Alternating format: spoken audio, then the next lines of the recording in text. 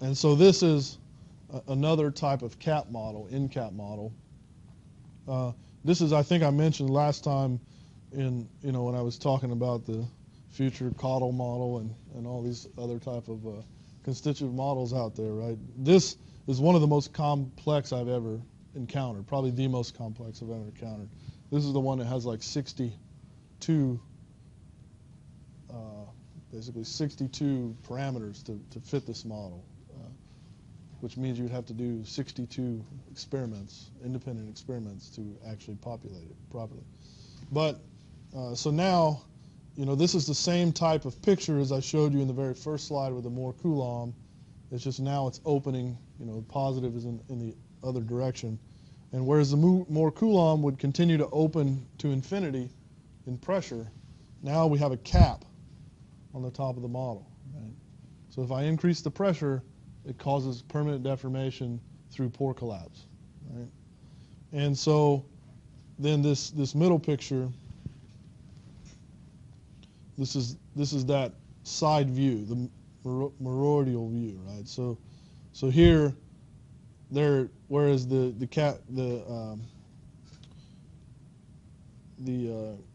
Cam Clay model had a straight line and then sort of intersected by these ellipses, here it's, in this model everything is smooth, and it has to do with that same kind of computational aspect that I was mentioning before. That we really want smooth surfaces so that we can return ourselves to the yield surface when we do a computation. And so then here's the view looking down the hydrostat of this particular model. Right? So remember, Moore Coulomb would look like this, right?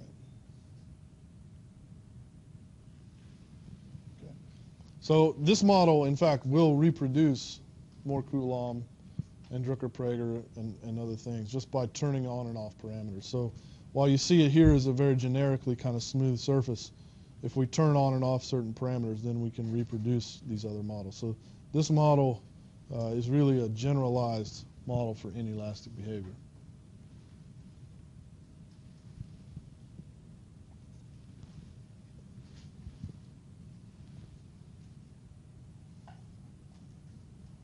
So basically everything we've talked about so far is in terms of tensile strength.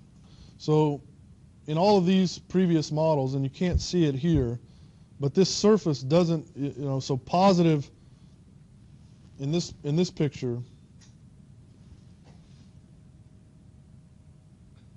this is positive pressure, right? Positive.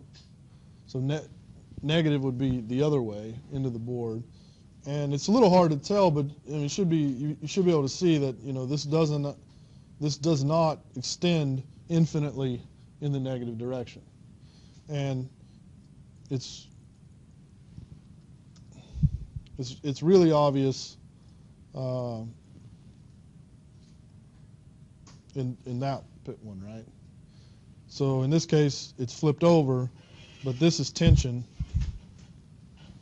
This is tension in this direction now. And it obviously comes to a point there. It doesn't extend infinitely. Right? So these models predict very little or no tensile stress for a rock. And this is quite true. I mean, rocks do not have, while their compressive strength is large, their tensile strength is very, very low comparatively. Okay?